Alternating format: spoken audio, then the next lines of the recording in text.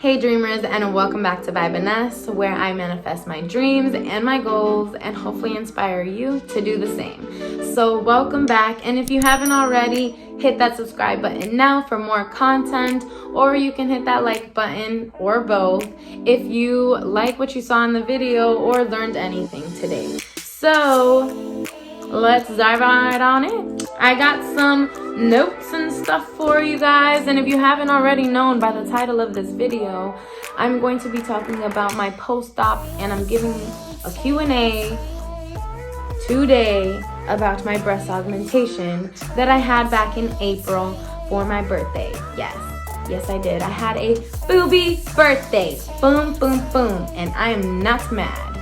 Don't regret it at all. Not one bit. But yes, let's get right on into it. Here we go. To start off with, I'm going to end it where I ended it last time on my video. I got home and, got to my Airbnb, and I was feeling very sick because I took too much medications. I was still really groggy, and for some reason I forgot that they'd given me pain medications before, and I decided to take all the pain medications they gave me at one time. It turned out to be a very bad disaster, so just make sure that you have a list of your pills if you're gonna take them out of the actual pill bottle and put them into pill organizers, just so it can be easier to open. That's why people do this. Just make sure you have a piece of paper with the medications, what they look like, things like that, and how much you should be taking them, when you should be taking them. And when you're getting out of surgery, I would definitely have somebody there that is going to be in charge of your medications, just so that doesn't happen to you and you don't have to worry about that, because we did have a little scare. But nothing serious came out of it, thank God. I wasn't able or allowed to take pain medications until 24 hours after that incident. So I did wake up with some pain and pressure, but it was more so the pressure of it all. I did try to go back to work after day 3, I believe. It was day 4 for me, and thank God my job was willing to work with me, because I could not for the love of me just breathe. It was just the pressure of it all, and I work in oral surgery, so I'm standing all day, and if not running around, because our schedules can get really hectic. I was just not being able to breathe and being behind the mask. I was I literally feel I'm going to pass out, and I just want to lay down in bed. So I told them I was able to go home. Thankfully, that was our Friday, and so I didn't have to return back to work until Monday. And that's what I did, and I felt so much better.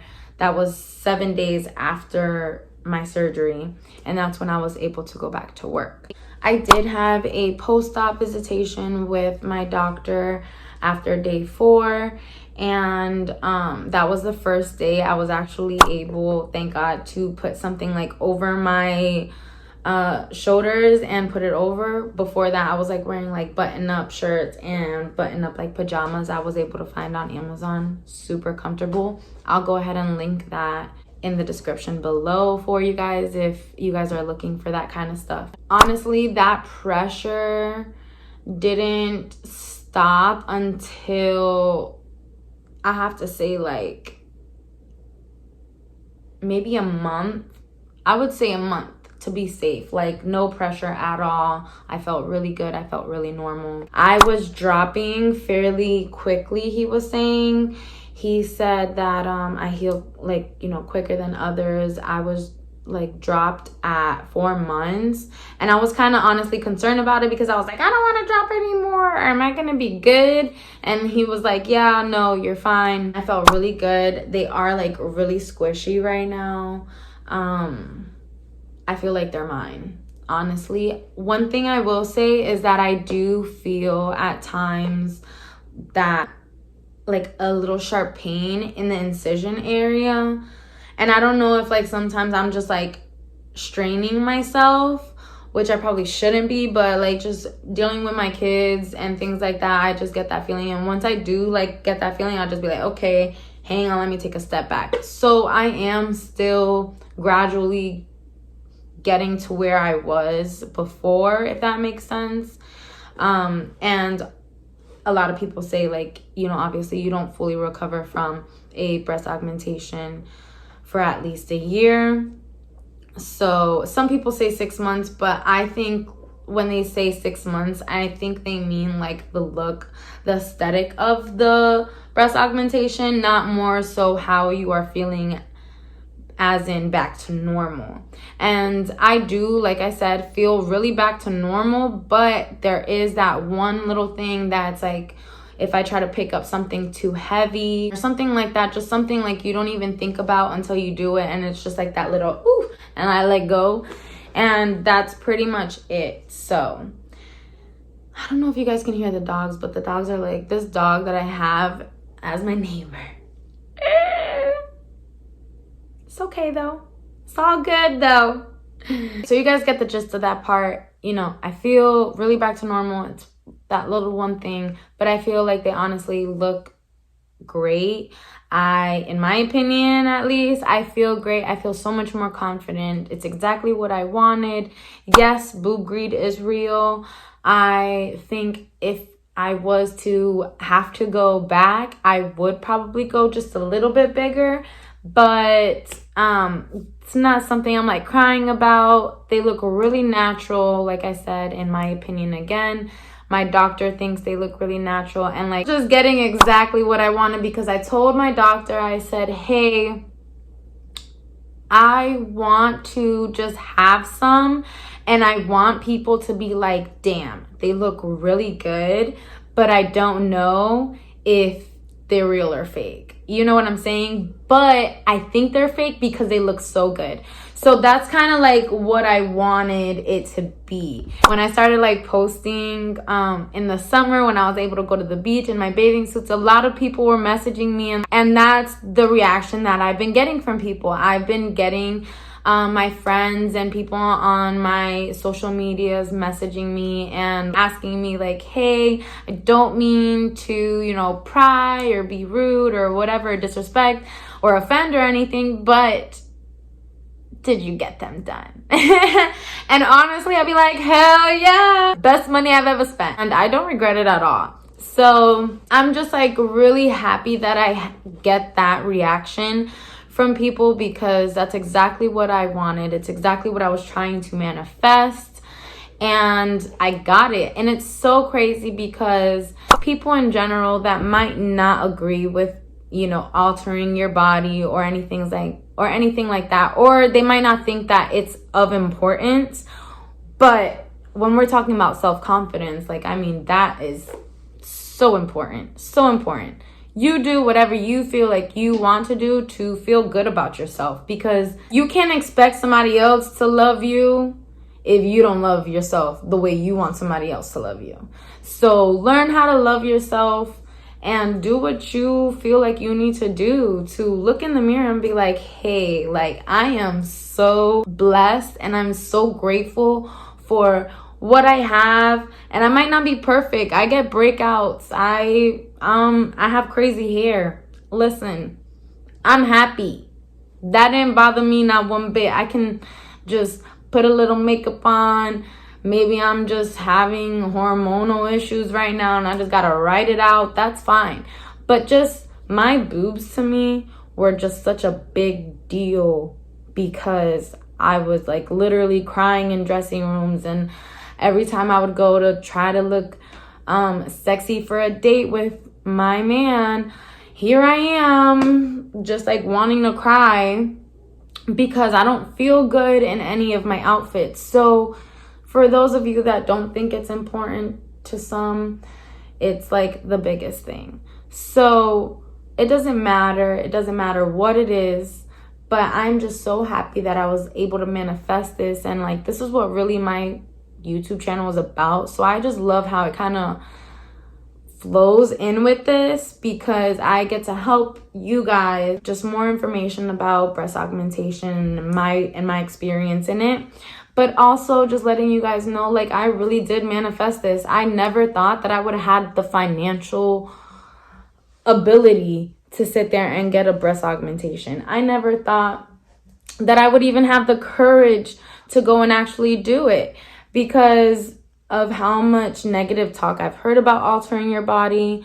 Even growing up and things like that, there was just like a lot of things that I had to, just push off to the side. That's not what's going to make me happy. And honestly, I just have to do what makes me happy now. Like, I have been soul searching, people, and I have never felt so much better in my life than right now, in this moment. And I know it's only getting better. So I am so grateful. To end that off, I'm so sorry. I know I get like so into that stuff. It can manifest literally anything you want. Anything, people. Just keep that in mind. But let me move on here. Another thing I did want to mention, post-op, I was not able to get in any type of water until 4 months. So he did say I was able to get into like bathtub water or pool water within, I think, 2 or 3 months. If I'm not mistaken, it was around there. I can't quite remember right now. But I wasn't able to get in any lake, salt water, anything like that after the 4-month mark. And he says, honestly, it's like super, super crucial that you don't do it because you could get infections. He has seen people that still got infections after. It's just really important to make sure your incisions are closed and no bacteria can get inside. Here it is, my Q&A part. I did get a couple of questions, and I also added some questions of my own in there because these are things that people don't really ask, but I wondered myself. So just in case you're out there thinking the same way I do and out of the box, then here are those. My stats are 415 on both sides. I am 5'2". My breast width diameter is 12 inches, and I went with high profile, and that was silicone gel. What are some things that you can be looking at to compare yourself to other people, and what are some things that you can actually watch out for or ask a person that you think might compare really well to you when you're looking to pick your sizes? And some of these, some people might not know or even think of, so this is some tea, people. Listen up. I learned this because of my own doctor going into my consultation, and not only are you looking at obviously the stats that I just mentioned before, like your breast width diameter, it's important to know because that's going to really help with like your cleavage line, knowing how far apart or how spaced in it could be. Because obviously if you have a bigger width diameter and you're getting smaller implants, that gap is definitely going to be bigger. So not only that, you are looking at bone prominence. So I had asymmetry coming in, and my doctor said my asymmetry was due to my bone prominence being more out on this boob than on this boob. And you can kind of tell, I feel like it just sticks out just a little bit more than this side. And there's nothing that I could really do about that. That is my bone, or under the muscle. Keep that in mind, that bone prominence is a thing, and it could have to, if you notice that you have that problem, that's maybe something that you want to ask around about on your Facebook groups, or even if you're looking at YouTube channels, maybe reach out to the YouTuber, or you can even reach out to me by all means. I always leave my email in the description below, and my IG as well. That way you guys can DM me, message me. And then you also have the stretchiness of your skin. I did breastfeed both of my babies, and I had engorged breasts, so my boobs were very, very big. And when they shrunk down and I had absolutely nothing, it was more skin, extra skin, a lot of stretch marks. I said because I had such stretchy skin that I was able to go up many, many sizes, even though he said maybe I shouldn't, and I wouldn't. But, just so you're aware, you could go up. Now, so be aware of that. If your doctor is telling you, this size is really going to top you off, it's not because he thinks that's the size that's gonna really look good on you or anything like that. He's more saying that's the size that's going to fit in you. Okay, so just really listen to your doctors, and you know, you might want bigger ones, but you don't want to push your boundaries. That's how bottoming out ends up happening. That's when you just like drop too much and they basically come out of the pocket that your surgeon has made for you, and your breasts are no longer sustainable, basically. Another really good question that I've been getting is, what are some things that you were using during your recovery? Because a lot of people say that they bought too much or didn't buy enough. So these are my 5 main things that I literally depended on through the beginning of my recovery. And number 1 is definitely my wedge pillow. If you don't have a recliner and have the space for it, so I did buy my wedge pillow. You also need ice packs. I was like literally flopping them on for the first 2 weeks, I have to say. Button-up t-shirts for sure, because like I said earlier, I wasn't able to get a t-shirt over my head for the first 4 days. So don't go too crazy with that. I would honestly just buy 2 button-up shirts. If you don't want to spend the money on it, you can always use button-ups from your spouse or your brother or dad, whatever the case is. Also, a cup with a straw was like super important for me. Like, you can't open pretty much anything, so just have my boyfriend put it in my cup for me. Also, a spray-on deodorant. That was so important, because you like couldn't really lift as it is, and then to get like this one over here to like brush it was just like impossible, it felt like. So spray-on deodorant was super easy for me. So those are my main 5s. Those are like the ones that I really needed. I think I could have even definitely done without the pill organizers. I feel like that kind of like messed me up. But if you feel better doing that, like I said, just make sure you're writing down your medications and have somebody in charge of that after you get out of surgery.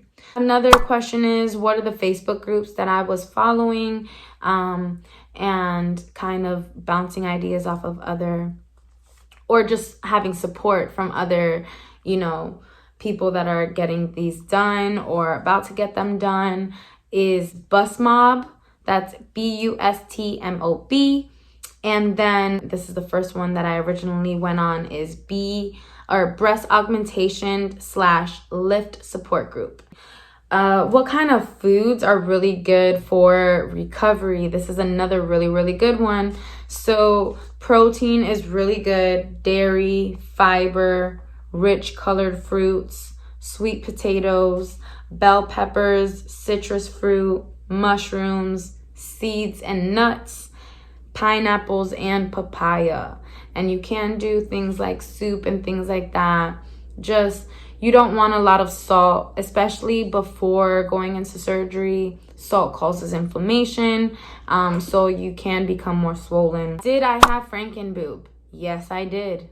I sure as hell did have Frankenboob, but it didn't last that long. Honestly, I would say Frankenboob lasted like about a month. So you're not going to be showing them off for a month. Another question is how to use the bathroom and get out of bed. Because again, another situation that almost felt impossible. Wiping and things like that. You have somebody there to wipe you. Make sure you have wipies. So that is another good recovery item list to have. I always have them around my house, flushable wipes, so I just don't consider that. And how to get out of bed. So honestly, just like scoot little by little, or just kind of like glide down and then try to get up with your knees, because that's really hard. like I said, if you have the wedge pillow or if you have a recliner, getting up is going to be so much easier. I'm going to show you guys some pictures of my journey through the beginning to my 6-month post-op, and now I will go ahead and show you guys my scars and how they're looking. This is them. I'm sorry, it's that time of the month, so I'm like breaking out everywhere, but that usually doesn't happen. So my stretch marks were so bad before. This is with a wired bra now, but they still really hold really nice, like when they're not in it. But yeah, cleavage is like really good. Like I'm so happy with my cleavage. And this is a side view of home. I think I'm wearing just a B cup still, honestly. These are my scars. They did go up just a little bit, so I'm like about that. And I scar darker than my skin tone, and it's really bad, but it's not too bad, and I know it's gonna like only get better, so I'm not worried about it, and it's at a good space. I'm really happy I didn't do it under the armpit, and I didn't do it on the nipple either, just because I was like, oh my god, not my nipple. But that's pretty much it for this video, guys. I really hope you learned something. If I missed any questions or anything like that, you can always comment or DM me, email me. I'll leave that in the description, like I said. I really love doing this, and I really enjoy it, and I really want to grow my channel. So by all means, please comment down below. Give me a little bit of criticism. Just want some feedback on what I can do better or what you liked about this video. I will post my consultation, pre-op, and surgery day vlog at the end of the video as well. So if you want to watch that, if you haven't, it's there for you. Bye, you guys. Have a good day, and let all your dreams come true.